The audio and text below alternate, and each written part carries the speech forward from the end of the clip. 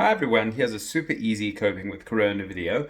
I was chatting to a friend last week who was saying that she feels not very much herself, and normally she's really quite emotionally steady, and it's unnerved her that she's not as stable, let's say, as normal. I don't think she's been like boiling bunnies or anything like that, but she's not quite as measured as she ordinarily is. And I think, reading between the lines, that she was feeling a bit guilty about that because she's in a comfortable place and has a good life and all of that kind of thing. But I think that there's a concept which is worth discussing, and it is the concept of what we call allostatic load in psychology. So let's just work out what this is. So let's say I've got this book, very good book by the way, thoroughly recommend. Such good literature. Okay, and if I hold this book, see, it's static. Okay, there we go, it's a static load. Allostatic load. Now remember, allostatic load. I can hold this book, and it obviously doesn't weigh very much. It's really not much of a pressure. But if you ask me to hold it for 5 minutes, it's going to get a bit harder. If you ask me to hold it for an hour, it's going to get basically impossible. And clearly, if you ask me to hold this for hours, at a point my arm would just give away.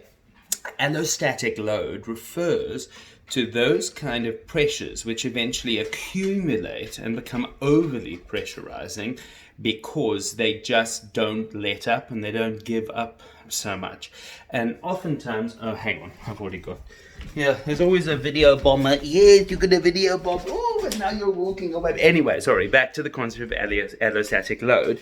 The idea is that things that aren't necessarily particularly stressful become stressful when they're very prolonged.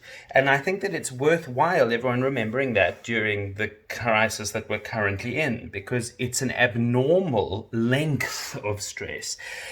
I also sometimes say that I get a little bit annoyed when people dismiss so-called first world problems. Now, I don't mean to be insensitive, because obviously I realize that there are far greater problems than your laptop suddenly malfunctioning on a business trip when the power cable doesn't work because you have the wrong travel adapter, etc. But they are actual pressures because of how many there are and how sustained they are. That's another example of allostatic load. And it's very easy for us, particularly privileged people, to say to ourselves, oh, they don't matter, they can't be real, I'm just being ridiculous about it. And of course, count your blessings, that's also very important. But recognizing that ongoing constant stresses do inevitably wear people down.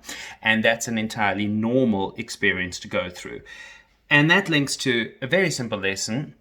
Carl Jung once said, what you resist persists.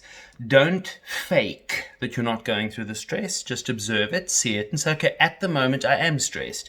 And therefore, I'm going to take a little while off in order to regroup and plan according to the actual stresses which you're going through. Okay, so not uber tons of advice, but this is one of the things that I've been doing. I've been reading a little bit more because it's taking my world away from the narrow narrative and stresses which I'm going through in my pandemic life, and it's taking me into the world of a couple of very extraordinary characters, and that's helping me deal with my own allostatic load. Okay, everyone, cope with corona.